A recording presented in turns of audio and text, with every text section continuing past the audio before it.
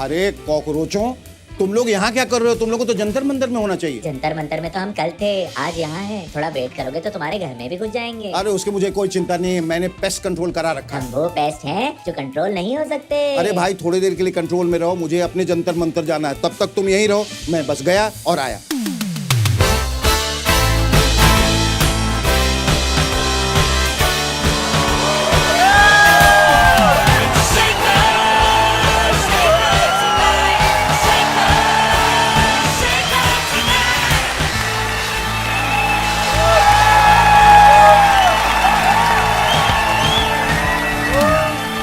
Welcome to Shake It Tonight!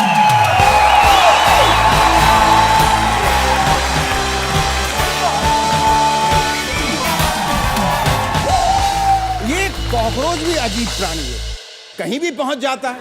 आप देखिए ना, पिछले दिनों दिल्ली पहुंच गया और जब पहुंचा तो अकेला नहीं पहुंचा, हजारों की संख्या में पहुंचा। नारे लगाए, शिक्षा मंत्री का इस्तीफा मांगा और 7 दिनों बाद फिर आने का अल्टीमेटम देके चला गया। जो भी हो, ये कॉकरोच हैं बड़े जिद्दी। All I can say, well done cockroaches!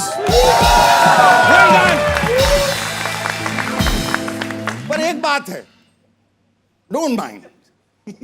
शुरुआत तो अच्छी है, लेकिन डोंट गेट ओवर कॉन्फिडेंट। पहले ओवर से गेम का अंदाजा लगाना मुश्किल होता भैया। ये कॉकरोच वो ऊंट है जिसका पता नहीं वो किस करवट बैठेगा। भीड़ तो इकट्ठा कर ली, लेकिन कहीं इसका हंसी ठट्ठा ना बन जाए, क्योंकि एक खबर यह भी है कि दोपहर 3:03 पर कॉकरोच का मुखिया दिल्ली की तपती लू की वजह से औंधा हो गया। बताइए, अमेरिका से आए कॉकरोचेस दिल्ली की गर्मी नहीं झेल पा रहे हैं। हाँ, ये दूसरी बात है कि दिल्ली भी अमेरिका की गर्मी नहीं झेल पा रही।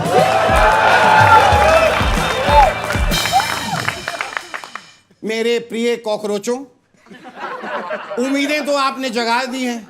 अब आपसे बस इतना आग्रह है, निवेदन है, जंतर मंतर से छू मंतर मत हो जाइएगा, मतलब पलट मत जाइएगा, क्योंकि जंतर मंतर का पलटने का पुराना इतिहास।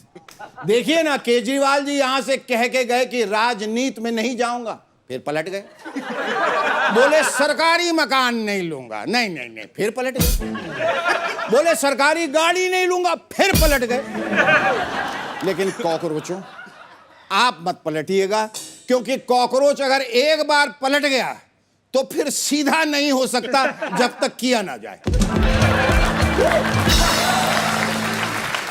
बस एक सलाह है हमारी कि जिंदा लोकतंत्र में आवाज जिंदा रहनी चाहिए।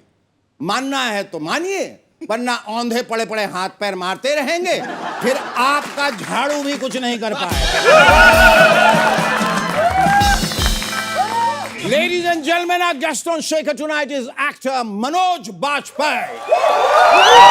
But before that, please give a big round of applause to our sensational, amazing band, the Bandstand.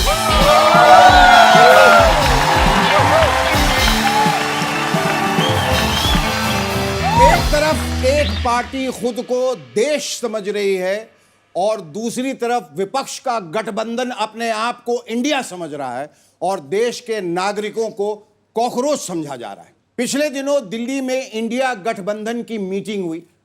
शायद ये मीटिंग अगले चुनाव को लेकर हुई होगी कि अगला चुनाव कैसे हारा जाए। ये मैं इसलिए कह रहा हूं क्योंकि गठबंधन बना तो था जीतने के लिए, लेकिन ये लोग जीते तो आज तक नहीं।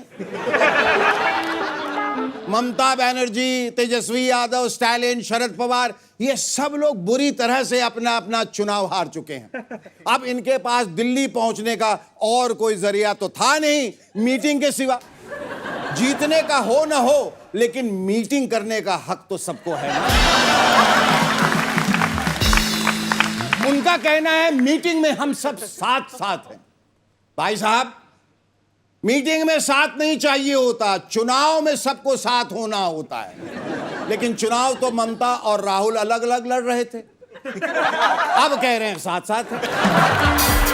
उधर चुनाव राहुल और स्टालिन ने मिलकर लड़ा था, लेकिन सरकार विजय थलापति के साथ बना ली, अब कह रहे हैं साथ साथ।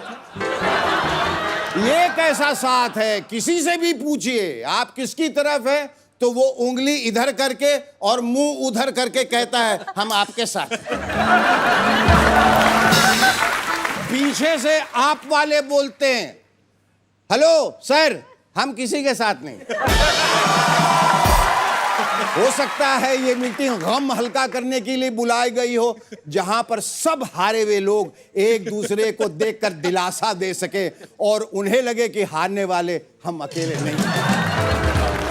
अरे ममता दीदी, ममता दीदी, आप क्यों इतना परेशान हो रही हैं? आपसे बुरा तो मैं हारा हूं।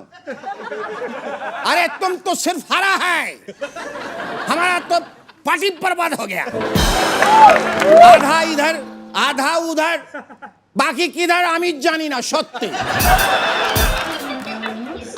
पीछे से जब उद्धव ठाकरे जी खड़े हुए तो उनको देखते ही ममता जी अपना गम भूल गई। बोली আপনার दुख देखे আমি নিজের दुख भूले गेलाम सत्य। पीछे से अखिलेश यादव खड़े होके बोले आप लोग तो अपनी हार का रोना रो रहे हैं, मुझे देखिए, मेरे यहां तो अभी चुनाव भी नहीं हुए हैं, मुझे तो अगले साल हारना। पीछे से खड़गे साहब खड़े हुए और खड़कते हुए बोले तुम टेंशन बिल्कुल मत लो, हम सब लोग मिलकर मजबूती से तुमको हरवाएंगे। देखिए क्या जमाना आ गया है। एक टेलीविजन न्यूज एंकर ने ऑनलाइन टीचर्स को चीट कहा, माफिया कहा, यहां तक कि 2 कौड़ी का कहा। देखा जाए तो सही कहा। मुझे भी लगता है ये कोचिंग टीचर्स ही गलत है।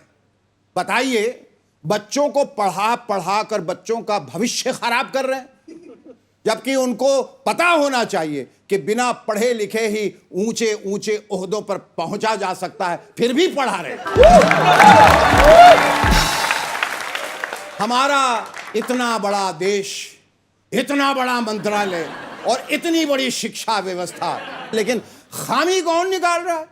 एक 17 साल का बच्चा जिसकी उम्र अभी उंगली पर वोटिंग की स्याही लगवाने लायक भी नहीं हुई, और उसने पूरी शिक्षा व्यवस्था पे उंगली उठा दी। हर बार की तरह इस बार भी सीबीएसई के रिजल्ट्स आए, जिसमें बच्चे तो पास हो गए, मगर अफसोस बेचारा सीबीएसई खुद बुरी तरह फेल हो। देखा आपने, कभी कभी 17 साल का बच्चा भी 71 साल वालों का बाप साबित हो सकता है। वाकई देश बदल रहा है।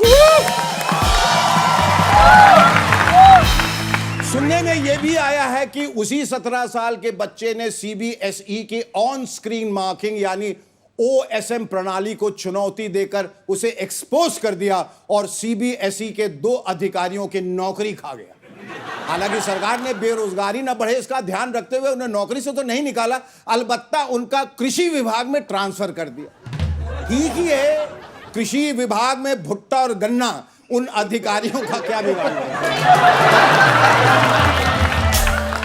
वैसे देखा जाए तो जिस उम्र में ये बच्चे टेक्निकल बग्स पकड़ रहे हैं, उस उम्र में हम कान पकड़ के क्लास के कोने में खड़े रहे। जिस उम्र में ये बच्चे पोर्टल्स हैक कर रहे हैं, उस उम्र में हम रिपोर्ट कार्ड के लिए पिताजी के सिग्नेचर हैक किया करते। और जिस उम्र में वैभव सूर्यवंशी ने वर्ल्ड क्रिकेट के कई रिकॉर्ड्स तोड़ दिए, उस उम्र में हम पड़ोसी के खिड़की के शीशे तोड़ते। अब ये समझ में नहीं आ रहा है कि ये जनरेशन कुछ ज्यादा तेज चल रही है या कमबख्त हमारी जनरेशन कुछ ज्यादा ही।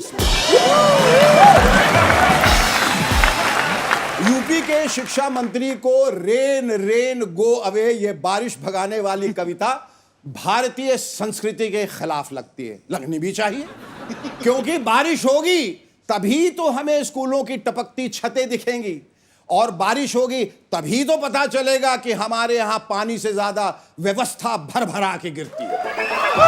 भाई मंत्री जी, अभी तो केवल 17 साल के स्टूडेंट्स अपने गुरुजनों की क्लास ले रहे हैं, लेकिन यही हाल रहा तो आने वाले वक्त में केजी और नर्सरी के बच्चे भी आपको सिखाएंगे। Rain rain go away come again another day. शिक्षा मंत्री wants to play with students future parents पे। Rain rain go away, sun sun out you stay, warm us up for all the day, papers can leak every day, शिक्षा मंत्री is going to stay, rain rain go away. आहा, मीठी मीठी।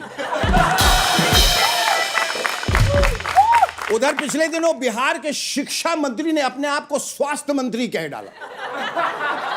हमारी party ने, हमारी सरकार ने मुझे स्वास्थ्य मंत्री की जिम्मेवारी दी है। लेकिन जब हमने स्वास्थ्य मंत्री की तस्वीर देखी तो लगा उन्होंने कुछ गलत नहीं कहा। स्वास्थ्य मंत्री के मुकाबले उनका स्वास्थ्य काफी बेहतर था। बिहार में एक कोर्ट केस में 33 साल बाद जिस शख्स को जेल की सजा सुनाई गई, उसकी उम्र अब लगभग 84 साल हो चुकी है, 84 इयर्स। वैसे सच कहूं तो यह सुनकर पहली बार इंडियन रेलवे से बड़ा गर्व हो रहा है कि वो 12-15 घंटे ही तो लेट होती है, ज्यादा से ज्यादा 24 घंटे। यहां तो कानून की गाड़ी अपने निर्धारित समय से 33 साल लेट चल रही है। नागरिकों को होने वाली असुविधा के लिए हमको खेद है। क्या करें, बोले तो थी लॉ और जस्टिस, ओकरा में बड़का को छेद है।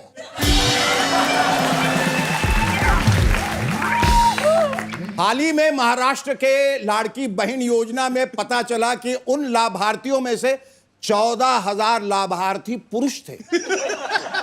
आगा बया, मुलगी शिकली, प्रगती झाली, इथे तर मुलगा पण मुलगी झाली। वैसे बताइए, जिस देश में महिलाओं की पहचान सुनिश्चित करने में ही महीनों लग गए, उस देश में सरकार महिलाओं की सुरक्षा क्या खाक सुनिश्चित करेगी? विजय माल्या ने सरकार से कहा कि वो भारत आने की तारीख नहीं बता सकते। भाई, आप उनसे तारीख पूछ भी क्यों रहे? जब उनसे जाने की तारीख नहीं पूछे तो आने की क्यों पूछ रहे? सॉरी, क्या कहा? बता के गए थे। सॉरी, इसको एडिट कर देना, माय बैड। सुनने में आया है कि अंतर्राष्ट्रीय बाजार में क्रूड ऑयल के दाम काफी कम हो गए, फिर भी भारत में पेट्रोल और डीजल के दाम कम नहीं हुए। भाई, सीधी सी बात है, ये नया भारत है जो अंतर्राष्ट्रीय दबाव के आगे झुकना नहीं जानता है। अंतर्राष्ट्रीय बाजार कितना भी भाव कम कर ले, लेकिन हम उसके सामने झुकेंगे नहीं। हमारे दाम सर उठा के खड़े ही नहीं रहेंगे, बल्कि आगे भी बढ़ते रहेंगे। कोलकाता में मशहूर फुटबॉलर मेसी की 70 फीट ऊंची प्रतिमा को हटाया गया, यह कहकर कि प्रतिमा तेज हवा में गिर सकती है। बात भी सही है।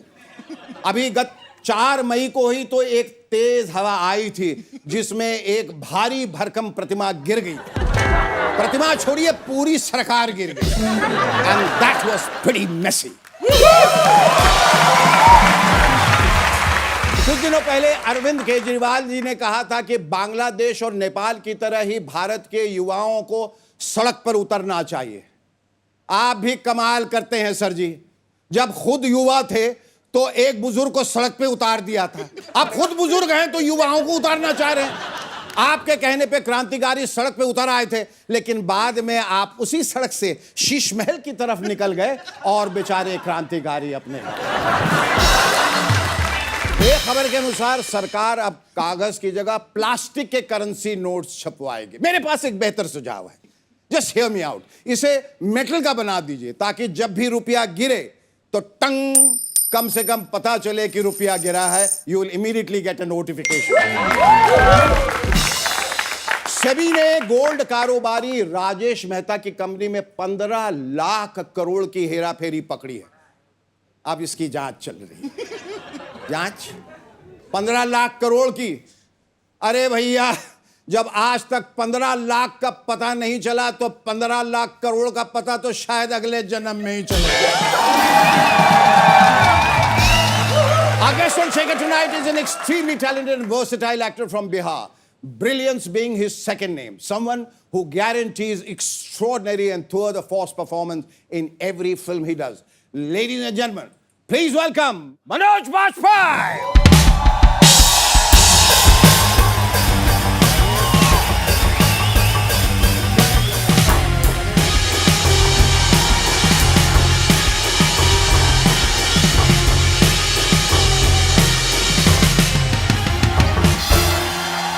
You so much for coming on Shekhar tonight. दिल से बहुत शुक्रिया, भर भर के शुक्रिया, बोरी भर के शुक्रिया। मनोज बाबू को नहीं मालूम है, शायद मालूम भी है और एक्सेप्ट नहीं करेंगे, या करना चाहिए, हम करवाएंगे कि हमको ही नहीं पूरे हिंदुस्तान में दो ही लोगों को बहुत पसंद करते हैं लोग जी। एक नेता में वाजपेयी, एक अभिनेताओं में वाजपेयी। जोरदार तालियां।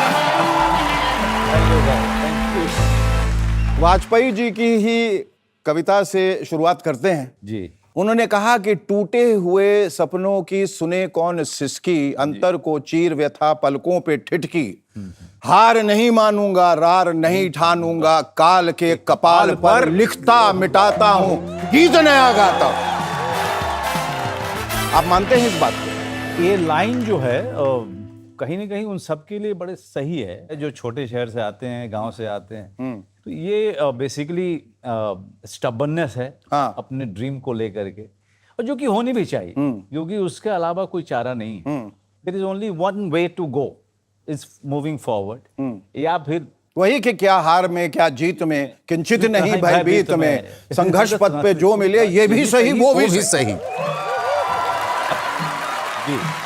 तो वो किस हौसला के साथ आप आए थे यहाँ पर बंबई शहर में? देखिए सपने तो सब देख के निकलते जी, हैं, जी। कोई आधे रास्ते से लौट जाता है, बिल्कुल, बिल्कुल। और कोई आके जूझता है राइट। कि साला जब तक नहीं मिलेगा करते रहूंगा, काहे नहीं होगा। बहुत अच्छी बात की आपने, क्योंकि काहे नहीं होगा पे ही एक दिनकर साहब की कविता थी जो मैं नहाते हुए भी बोलता रहता था। वाह याचना नहीं अब रण होगा। अब मैं जीवन से बात करता था जी।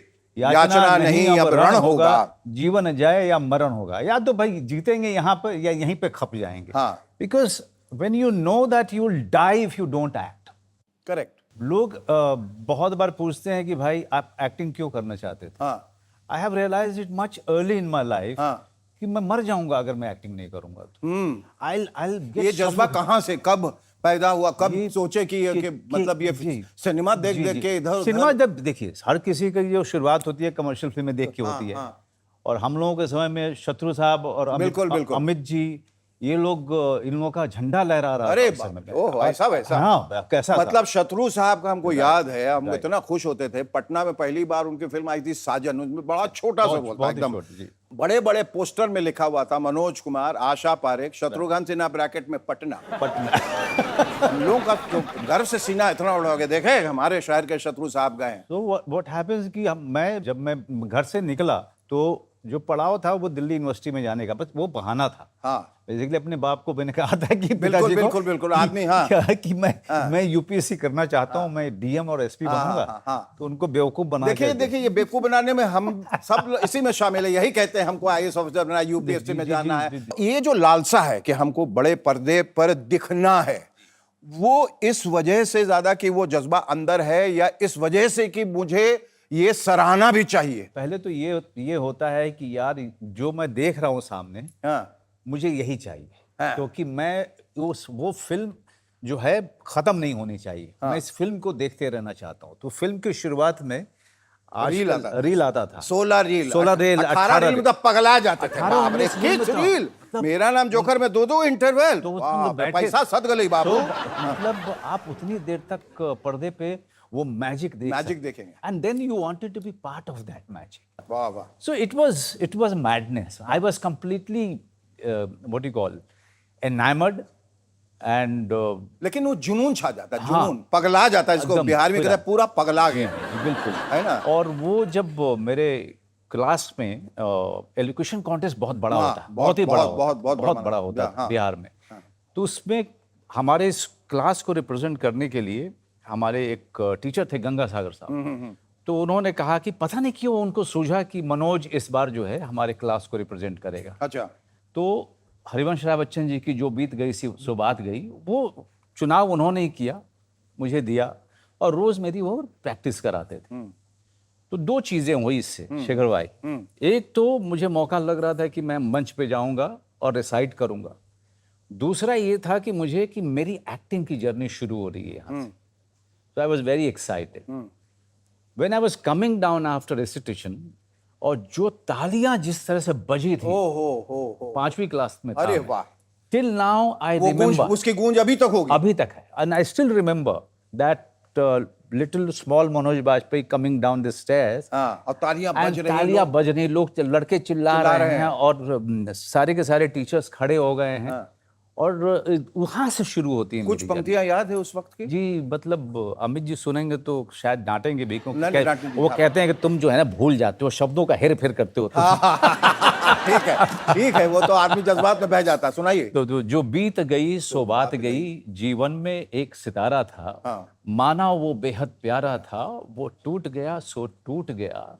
अंबर के तारों को देखो, जाने कितने तारे टूटे, जाने कितने प्यारे छूटे। जो छूट गए फिर कहाँ मिले, जो छूट गए फिर कहाँ मिले, पर बोलो टूटे तारों पर कब अंबर शोक मनाता है। वाह।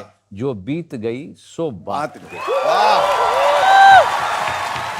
और इस फलसफा को लेकर आप आगे बढ़े हैं लाइफ में कि जो बीत गई सो बात गई, उसके बारे में मत सोचो, हमेशा मुस्तकबिल के बारे में सोचो, हमारा भविष्य के आगे क्या बनाएंगे। जो चीज चला गया अब उसके बारे में बात नहीं हो सकती, बिल्कुल नहीं है ना। तो मैं थोड़ा सा डिटैच टाइप का मैं रहा हूँ हाँ कि मेरी शूटिंग खत्म होती है और वो फिल्म मेरे पूरे डीएनए से निकल जाती है। शायद ये आदत यहाँ से भी आई क्योंकि आप यूज्ड टू हुए, आप गांव छोड़ा, हाँ आपने माँ बाप छोड़ा, फिर आपने दिल्ली छोड़ा जहाँ पे 10 साल आपने थिएटर किया, जहाँ पे आपने ग्रेजुएशन किया।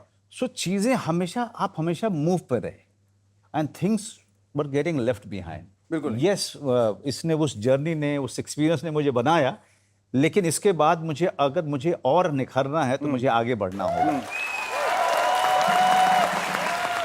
मनोज बाबू, बेतिया में ये बतियाते थे कि हमको एक्टर बनना है कि लगता था कि लोग चिढ़ाएगा, ये मुंह और मसूर की दाल, क्योंकि सब लोग सोचता है बिल्कुल। अरे आप बनिएगा हीरो। हाँ, मतलब वहां पर ये था कि अगर मैं बोलूं तो मजाक उड़ाया जाएगा करेक्ट दोस्तों के बीच में। हाँ।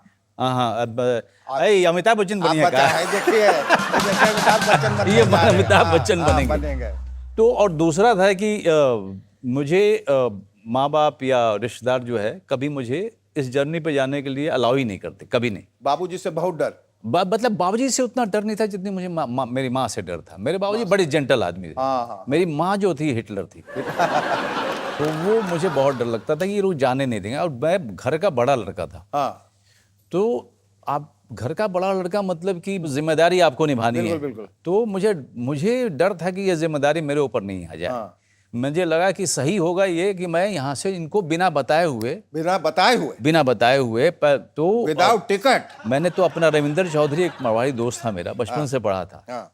उसने कहा कि मैं जा रहा हूँ ग्रेजुएशन में दिल्ली यूनिवर्सिटी से करूँगा, मेरा भाई पढ़ता है वहाँ पे। तो मैंने उसको कहा कि यार मुझे भी ले चलना। हाँ। तो उसने कहा बाबू रिजर्वेशन अपना कराना पड़ेगा, पैसा भी अपना देना पड़ेगा। तो मैंने कहा ठीक है। तो मैंने अपने फादर से बोला कि मैं थोड़ा एडमिशन लूँगा। तो उन्होंने कहा और डॉक्टर बनने का क्या हुआ? मैंने कहा कि वो इरादा छोड़ दिया। अब मेरा नया इरादा है कि मैं डीएम बनूंगा। अरे वाह, ये झूठ के ऊपर दो डबल झूठ। बाबूजी ने कहा कि ना आइडिया अच्छा है, डीएम भी ठीक ही रहेगा। तो तुम डायरेक्ट काहे बोल रहे हो, डीएम कर देते। फिर लेकिन मैं बाबू आपका खर्चा नहीं उठा पाऊंगा क्योंकि 6 भाई बच्चे हैं मेरे। ले भलैया, यकीन नहीं करोगे, पूरा 3 साल जो भी मेरे माता पिता जो जितना हो सकता था भेजते थे, लेकिन दोस्तों ने जो मेरी मदद की है ना, उनके कपड़े पहनता था मैं, वो खाना भी खिलाते थे, वो मेरा ख्याल रखते थे। मैं दिन भर थिएटर करता था और वो दिन भर थकने के बाद जब मैं वापस आता था तो मेरे लिए खाना बना करके भी रखते थे। कहाँ ये सब? दिल्ली में? दिल्ली में। अच्छा। और यूपीएससी की तैयारी कर रहे थे सबके सब। और मैं अकेला था जो नाटक करता था। और उसमें एक थे जो लॉ कर रहे थे, तो वो कहते थे कि मुझे ये इसके अंदर में तुम लोग इसका मजाक उड़ाते हो, मुझे ये ज्यादा ईमानदार लगता है। तुम सालों को तो पता ही नहीं है कि तुम डीएम बनोगे, एसपी बनोगे, बैंक में जाओगे, इनकम टैक्स में जाओगे, मतलब तुम लोगों को सब चलता है, जहां मौका लग जाए वहीं चले जाओगे। इसको तो कम से कम एक ही जगह जाना है। हाँ, इसका लक्ष्य निर्धारित है भाई। निर्धारित है। हाँ। और मेरे क्लास में भी मेरे सारे टीचर मुझे बहुत प्रोफेसर पसंद करते थे। जब मैं घुसता था अपने क्लास में तो हिस्ट्री ऑनर्स रामजस का सबसे बड़ा डिपार्टमेंट वहीं का भाई, हिस्ट्री ऑनर्स रामजस। तो मैं जब पहुंचता था तो वहाँ पे मुझे अगर सीट आगे खाली नहीं होती थी तो मेरे प्रोफेसर मुझे सीट आगे देते थे। सिर्फ इसलिए कि आप ख्वाबों में ना खो जाएं। ना तो? कि यही है, यही है जो बिल्कुल क्लियर है कि इसको करना क्या है। वाह। बाकी मैंने हिस्ट्री पढ़ते पढ़ते आपने इतिहास रच दिया। और वो और सारे प्रोफेसर जो थे वो मेरा नाटक देखे हुए थे। अच्छा। हाँ, क्योंकि नाटक तो आपका बाबूजी भी देखे, आप भी देखिए। खैर, हाँ, आगे बोलिए।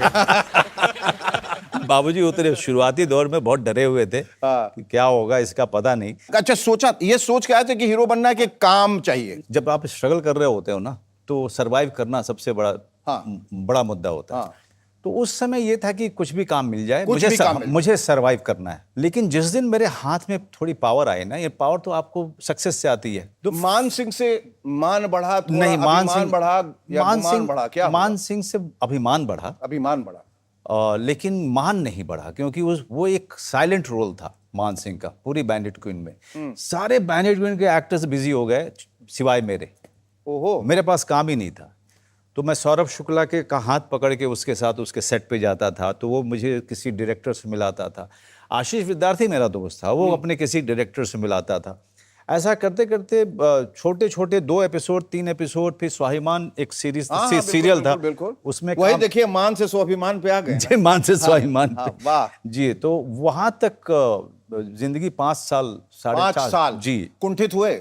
बहुत ज्यादा। क्या क्या विचार आए उस वक्त? नहीं, विचार कभी कभी लगता था कि शायद मैं अपने आप को अच्छा मानता हूं, शायद मैं अच्छा नहीं हूं। तो ये बात मैंने जब मैंने अपने सौरभ शुक्ला से किया, जो मेरा रूममेट था, या किसी और दोस्त से किया, तो सबके सब गाली देते थे मुझे। अच्छा। वो कहते थे कि यार जब तक सिनेमा में तुझे काम नहीं मिलेगा तब तक तू अपने आप को नहीं मान पाएगा कि तू अच्छा एक्टर है। हाँ। तो फिर बैंडिट क्वीन क्या था, इसका मतलब शेखर कपूर को परख नहीं है क्या? हाँ। तो वो मुझे मेरा हौसला बढ़ाते थे सब। और धीरे धीरे क्या होता है ना शेखर भाई, आप इस शहर में जब जो दिन बुरा होता है ना, और जो महीना बुरा होता है, ऐसा लगता है कि अंत नहीं है इसका। अब एक दिन में मेरे पास 3 काम थे। एक सीरियल में लीड रोल था, एक कॉर्पोरेट फिल्म में लीड रोल था, एक आगे आने वाला जो सीरियल था जो अभी शुरू नहीं हुआ था उसमें जो है सेकंड लीड था। मैं तीनों से एक ही दिन निकाला गया। मैं शूटिंग करने गया, पहला टेक हुआ और अचानक असिस्टेंट डायरेक्टर और डायरेक्टर किसी कमरे में चले गए। बाद में एसोसिएट डायरेक्टर निकला और उसने कहा कि तुम इधर आओ भाई। मैं कॉस्ट्यूम रूम में लेके गया मुझे। उसने कहा कपड़ा अपना पहन लो, हम क्या है कि कुछ सही नहीं लग रहा है। अच्छा। तो कुछ दूसरा कुछ होगा तो हम बताएंगे तुमको। वज्रपात हुआ। मतलब कैसा, दादर स्टेशन के पास वो लोकेशन था, और मैंने कपड़ा अपना पहना और अपना जो है बैग लिया, और जब मैं निकल रहा था तो बाकी सारी शूटिंग रुक चुकी थी। तो जाहिर सी बात है कि सारी की सारी यूनिट बाहर थी एंड सारे मेरे को एक्टर्स बाहर थे। इट वाज डिवास्टेटिंग, मतलब इंसल्ट भी फील कर रहे हो। लेकिन मैं रोया नहीं। हाँ। अब मैं आपको आगे किस्सा बताता हूँ। तो मैं ट्रेन में जब वापस आ रहा था, अचानक मेरे दिमाग में आया कि यार वो कॉर्पोरेट फिल्म है, उसकी शूटिंग शुरू हो चुकी है, मैं जाता हूँ शूटिंग पे, देखता हूँ कि क्या हो रहा है। जब मैं वहाँ पहुँचा तो विक्टर जो है ना, विक्टर डायरेक्टर भी है जिसने बहुत सारी फिल्में बनाई यशराज के लिए। हाँ। तो विक्टर था उसमें, असिस्ट कर रहा था। तो विक्टर ने बोला कि तू यहाँ कैसे? मैंने कहा मैं नहीं आया था कि क्या काम चल रहा है, मेरा तो रिक्वायरमेंट 2-3 दिन के बाद है। कहता तेरा कैसा रहा उधर? मैंने कहा कि यार निकाल दिया मुझे। कहता क्या बात कर रहा है यार? अच्छा। मैंने कहा यहाँ पे तो 3 दिन के बाद है ना। यार पता नहीं मुझे बोलना चाहिए कि नहीं, लेकिन किसी दूसरे को ले लिया यार। अब देखो लड़का है ना वो जो सामने वो बैठा हुआ है, वो कर रहा है तेरा रोल, तो तुझे बताया नहीं हमने। तो यहाँ से कमरे ही जाएंगे ना? हाँ। मैंने कहा हाँ कमरा ही जाऊँगा। तू सुसाइड तो नहीं करेगा ना? विक्टर बोलता है मत करना क्योंकि मैं दारू लेके आ रहा हूँ।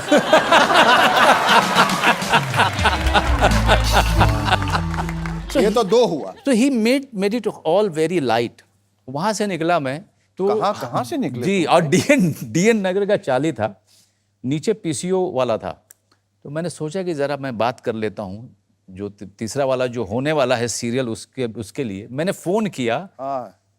तो उधर से डायरेक्टर का असिस्टेंट उठाता है, कहता है कि अभी है नहीं वो, तो मैंने कहा तो शूटिंग कब से प्लान हुई है? अरे तुमको बताया नहीं उसने? अरे बाप, वो क्या है, हमने फलां एक्टर को ले लिया है, ठीक है, तुम्हारे लिए देख रहे हैं कोई दूसरा रोल।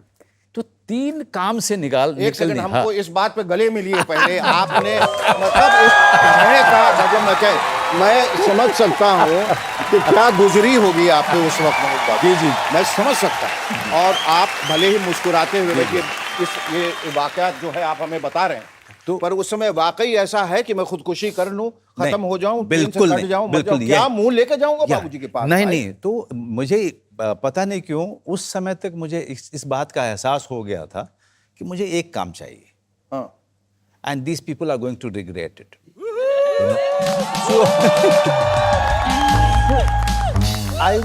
ये भीष्म प्रतिज्ञा थी एक तरह हाँ, से। मतलब नहीं, एक तो एहसास भी था कि आपको अपना काम पता है।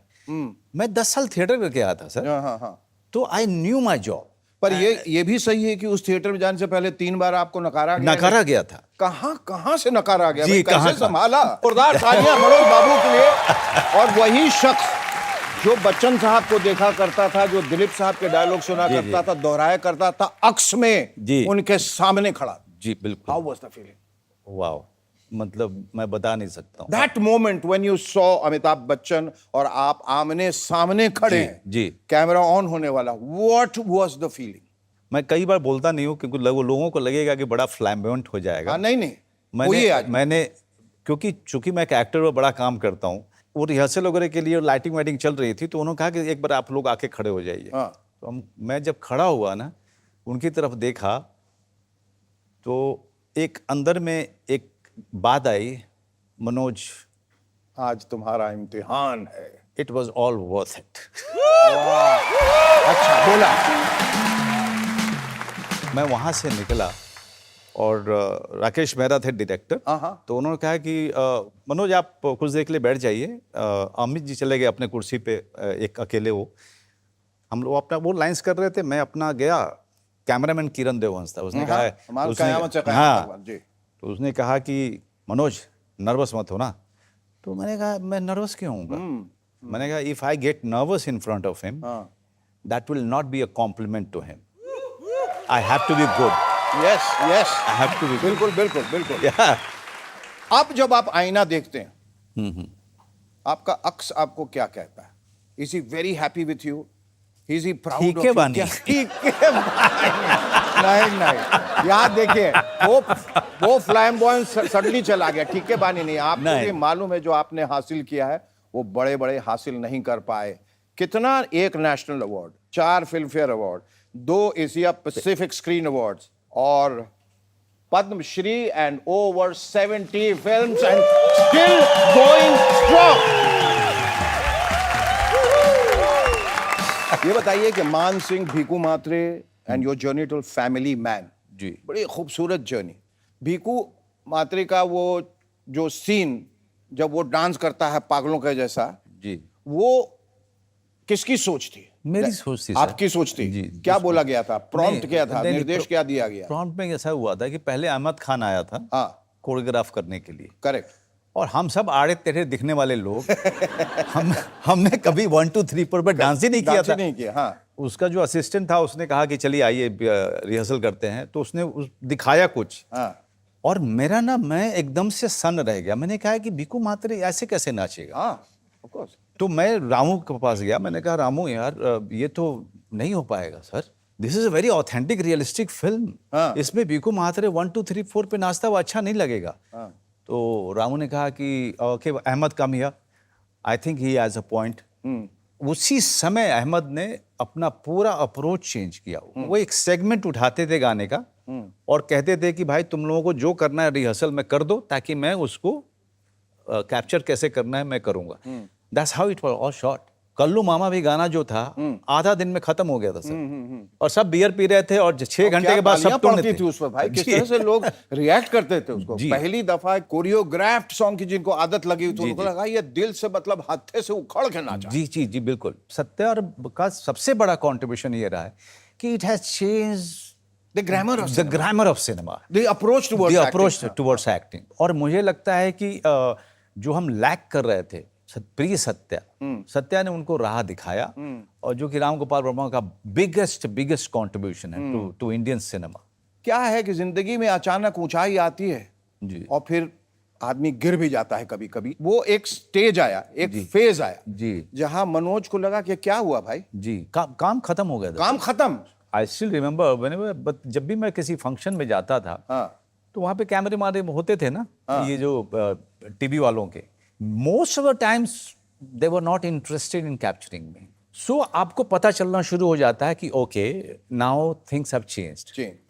Yes, it does feel bad. और ऊंचाई के वक्त कभी ऐसा तकब्बुर, कभी ऐसा घमंड, ऐसा ह्यूब्रिस हुआ कि भाई अब मैं यहां पहुंच गया हूं, अब मेरा कोई भी बाल भी बांका नहीं कर सकता, I am unshakeable now? Shekhar भाई, मेरे साथ में वो लग्जरी नहीं रही। उसका कारण क्या था कि जब बिकू महात्रे हुआ, हाँ तो मेरे पास में बहुत पैसे का ऑफर था, अच्छा, और रोल्स के ऑफर थे, बट सारे विलन्स के थे, okay. And I didn't want to play a villain.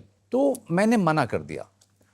जब बिकू महात्रे होने के करीब 6 साल के बाद जाकर के मैंने अपना घर लिया था, 6 या 7 साल के बाद। तो you can imagine, Bhiku Mhatre didn't change anything much in terms of my account और my bank balance. But that was your own choice. That was my choice and I was ready to face it, है ना। उसके बाद शूल हुआ, उसके बाद कौन हुआ, फिर अक्स हुआ, but those are the films that I wanted to do, they were not paying. वो इतना था कि मेरे किराए के घर को अच्छे से रख लेते थे, मन करता था कभी यूएस चले जाने का तो फ्लाइट लेके चले जाते थे। That is it. Did you ever repent that कि काश मैंने कर लिया होता, I should have made the most of what was happening to me? No, not at all. नहीं। तब मैं यहाँ नहीं पहुँचता, वाह। तब मैं यहाँ नहीं पहुँचता। मैंने बहुत सारे फेलो एक्टर्स को देखा है to really giving in to the money and compromising on their dreams. I think मैंने देखा था कि यार स्टोरी वाली फिल्म करूंगा, उसमें मैं अच्छा वाला रोल करूंगा, ये ज़रूर देखा था मैंने। और लकली क्या हुआ कि मैं वेट करके जो फिल्म करता था ना, हाँ। वो मेरे ड्रीम के मुताबिक होती थी। हाँ। शूल हुई, कौन हुई, अक्स हुई, जुबेदा हुई, वाह। पिंजर हुई, रोड फिल्म, मतलब ऐसी फिल्में गैप में मुझे आती थी, क्योंकि अच्छी कहानियां। वीर ज़ारा भी आपने की? वीर ज़ारा बहुत बाद में मैंने इसमें Any regrets for doing that role, or you happy you did that? Yash ji has called me up और उन्होंने कहा कि तुम मेरी फिल्म में एक कैमियो करेगा क्या। पिंजर देखते हुए मुझे लगा कि ये रोल तो ही कर पाएगा। बिलीव मी, मैं स्क्रिप्ट भी नहीं सुनना चाहता था उनसे, because I wanted to be directed by him.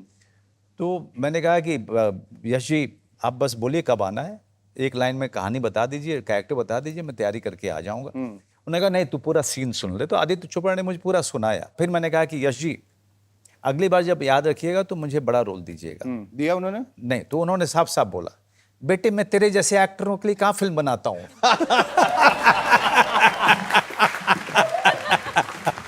वाह वाह वाह। और जो रोल होंगे वो तू करेगा नहीं, तो ये जो है ये वाला कर दे बढ़िया से, फिर जब होगा तो आगे की बात। बट उन्होंने एक अच्छी बात लगी कि उन्होंने मुझे कोई प्रॉमिस नहीं किया। नहीं, अक्सर फिल्म इंडस्ट्री में ये वाला कर लीजिए कम पैसे में, अगला जो बना रहे हैं उसमें खूब देंगे। लेकिन इस वाले में मैंने कहा पैसे नहीं लूंगा, और उन्होंने कहा मैं पैसे दूंगा। और यकीन मानिए, उस समय मैं एक लीड रोल करने के जितने पैसे लेता था, उतना पैसा मेरे घर पे भेज दिया था उन्होंने। वाह जी, पूरा चेक दिया। So by working with mister Yash Chopra was fantastic. आप ये मानेंगे कि जैसे अगर फिल्म जो है आपकी असली माँ हुई, प्रोफेशनली देविका हुई, तो यशोदा बनके ओटीटी ने आपको संभाला, पाला पोसा, बड़ा किया, और हमेशा ओटीटी ने मुझे फैमिली मैन से पहले, हाँ, मैं 2 बड़ी फिल्मों का हिस्सा था, सक्सेसफुल फिल्में थी, अच्छा, सत्यमेव जयते और बागी। तो मार्केट में मेरा ठीक ठाक सा एक बन गया था। तो मैं क्या करता था, मैं इस तरह की फिल्में करता था ताकि मैं एक भोसले कर पाऊं, ताकि मैं एक अलीगढ़ कर पाऊं, ताकि मैं गली अलीगढ़ के लिए तो एक बार बहुत जितनी बार आपके हाथ में से करूं उतना क्या कमाल किया। वाह वाह वाह। ओटीटी के आने के बाद अगर आप मेरी यात्रा देखें, फैमिली मैन से जो सबसे बड़ी चीज हुई कि मैं बच्चों तक नहीं पहुंचा था। बच्चों के लिए मैंने कभी फिल्म नहीं की थी। अच्छा। और औरतों के लिए ज्यादा फिल्में नहीं की थी मैंने। फैमिली मैन ने मुझे इन सब के बीच पहुंचाया।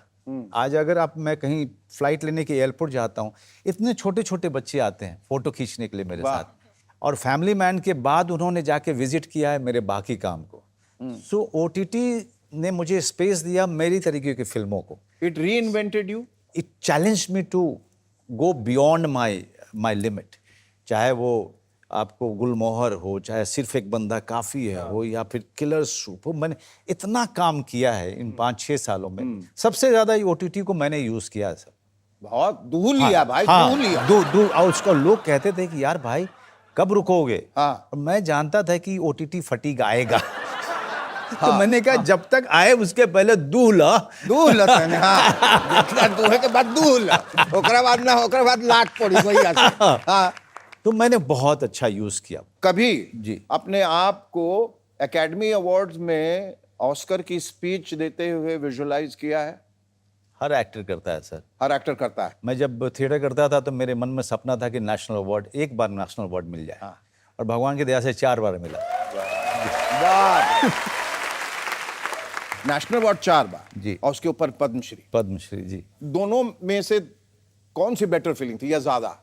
पद्मश्री जी, Definitely. बिकॉज ये नागरिक सम्मान है। बिल्कुल बिल्कुल। क्योंकि आपको उस स्तर पे माना जाता है कि आप एक सच्चे नागरिक हैं, और आपने एक नागरिक के नाते और एक प्रोफेशनल के नाते आपने अपने देश के प्रति आपका योगदान रहा है। बाबूजी का क्या रिएक्शन था? लेके गया था मैं उनको। हाँ। अरे वाह वाह वाह, बहुत पिया की जमीन क्या कहती है? अब क्या कह रही है? गर्वान्वित हो गई भाई, जहां से पैदा किया उस मिट्टी से जी। निकले मनोज बाजपेयी जी। तब मिट्टी भी तो अब ये एकदम शेखर भाई स्वाभिमान से भरी होगी ना। जब सत्या के बाद जो सबसे बड़ा जो योगदान में मेरी जर्नी का सबसे बड़ा ये रहा है कि बिहार का और बेतिया, वेस्ट चंपारण, आसपास के गांव, आसपास के जिले के लोग और उनके बच्चे जो यंग लड़के हैं, उनको मेरी जर्नी ने बहुत ख्वाब देखना सिखाया। वापस चले आते हैं कॉन्वर्सेशन की जो शुरुआत हुई थी, अमिताभ बच्चन जी। और दिलीप कुमार वगैरह। तो कोई आपने फिल्म देखी, जैसे दीवार देखी? दीवार देखी, अब आप वो जो लाइन बोल रहे हैं बच्चन साहब शिव भगवान के आगे जाके खड़े होके, हाँ। तो कभी आप उस साथ साथ बोलते थे? और अगर हम कहें कि आप चूंकि बेतिया के थे तो भोजपुरी में उसको दोहरा रहे हैं हाँ। कि आज खुश तो बहुत हो गए थे। आज तो खुश बड़ा होगा तू, जिसने आज तक चलिए उसको बोलिए, जिसने आज तक तुम्हारी मंदिर की सीढ़ियां नहीं चढ़ी, ये तारा मंदिर के सीढ़ी आयल ना आयल, जिसने आज तक तुम्हारे सामने सर नहीं झुकाया, जोन आज तक तेरा सामने जो मुड़ी नहीं झुकैले, वो आज तुम्हारे सामने हाथ फैलाए खड़ा। आज तेरा सामने हम हाथ फैला के खड़ा बानी। का बोलो? और ये तुम्हारी हार है। आई तहार हार बा, हार बा जन लो। जनला बुझला वो औरत जिसके माथे की लकीर से तुम्हारी चौखट का पत्थर घिस गया। वो जनानी जेकर माथा के लकीर से तहार चौखट के पूरा पथरा खिस गई। ओ तेरी के बाप रे बाप। हाँ। वो औरत जिस पे जुल्म बढ़े तो उसकी पूजा बढ़ी। वो औरत जना पर जुल्म भई और तहार पूजा हो गई। वो औरत आज जिंदगी और मौत के दौराहे के बीच खड़ी है और ये तुम्हारी हार है। ओ जनानी आज जिंदगी के पूरा चौराहा पर खड़ा बिया। ती तहार हार भइल जान ली हो। हे भगवान। क्या गुनाह है उसका? का गुनाह हो कर? कौन सा पाप, कौन सा जुल्म किया? कौन पापा, कौन जुर्म के लिए बिया? क्या उसका जुर्म यह है कि वो मेरी माँ है? का जुर्म होवे कि हमार मातारी है? क्या उसका जुर्म यह है कि उसने मुझे जन्म दिया है? का ओकर जुर्म होवे कि हमरा के पैदा के लिए बिया? क्या उसका जुर्म यह है कि मैं उससे प्यार करता हूं? का ओकर जुर्म हो कि हम कैसे प्यार करेनी? अरे बाप, अरे बाप, ये किस गुनाह की सजा दी जा रही है? अगर कौन गुनाह का सजा देता रहो? हमने आज तक तुमसे कुछ नहीं मांगा। हम थारा से कब कुछ मांगनी, लेकिन आज मांगता। हम मांगते नहीं। आज मेरे गुनाहों की सजा हमारी माँ को मत दो। हमार गुनाह के सजा हमार महतारी के मत दियो। तुम चाहो तो हमारी जान ले लो, लेकिन हमारे माँ को छोड़ दो। तू चाहत हमार जान ले लो, लेकिन हमार महतारी के छोड़ दे, जान लियो। ओ शाबाश, क्या बात है। इतना तेजी से तो चैट जीपीटी नहीं कर सकता जितना आपने किया है। इसी बात पे हम जानना चाहेंगे, मुंबई का किंग कौन? शेखर सुमन। अरे बाबू कमाल, बैठा भाई। मनोज बाबू, इतना रस आया ना, इतना मजा आया, जैसा ऐसा लग रहा खाजा तिलकुट एक के साथ खा रहे। बहुत मजा आया। Thank you so much Manoj. लेकिन जाने से पहले थोड़ा और जो है आपको रगड़ेंगे वो ये हाँ। यहाँ एक कन्फेशन रूम है जी जो आपके सामने आएगा। जिंदगी में कोई ना कोई गलती, कोई ना कोई पाप हृदय पे लिए हुए, दिल पे लिए हुए, बेरिंग अक्रॉस आदमी अपनी जिंदगी के सफर में आगे बढ़ता है। वो एक छोटी सी घटना हो सकती है, कोई संजीदा घटना हो सकती है, कुछ भी एक इमोशनल मोमेंट हो सकता है जो आपने अब तक किसी के साथ शेयर नहीं किया। आज आप वो सोच लीजिए, वहां जाके आपको उस कन्फेशन रूम में रख दिया जाएगा। जो मन में आए बोल दीजिए और कहिए कायनात को कि भाई हो गया, इंसान हूं, हो जाता है। Ladies and gentleman, a big hand for Manoj Bajpayee.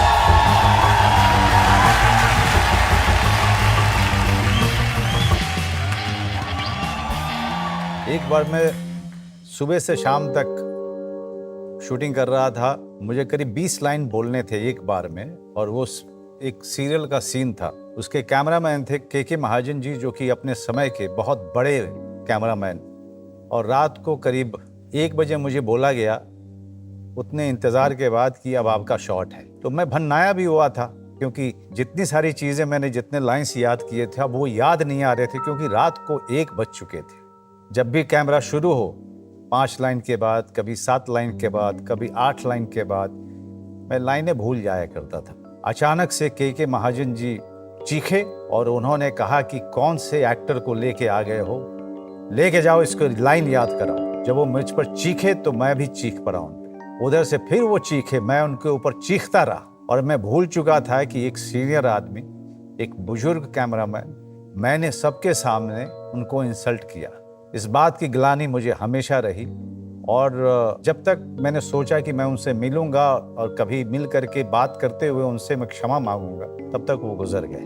और आज तक इस ग्लानि के साथ मैं यहाँ खड़ा हूँ, और ये कहने में मुझे कोई दिक्कत नहीं हो रही है, पछतावा ज़रूर हो रहा है कि उनको कभी सॉरी नहीं बोल पाया।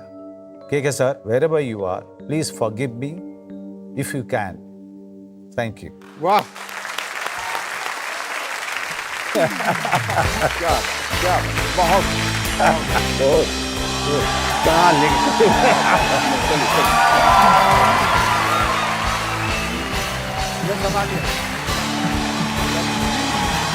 थोड़ा सा रिलैक्स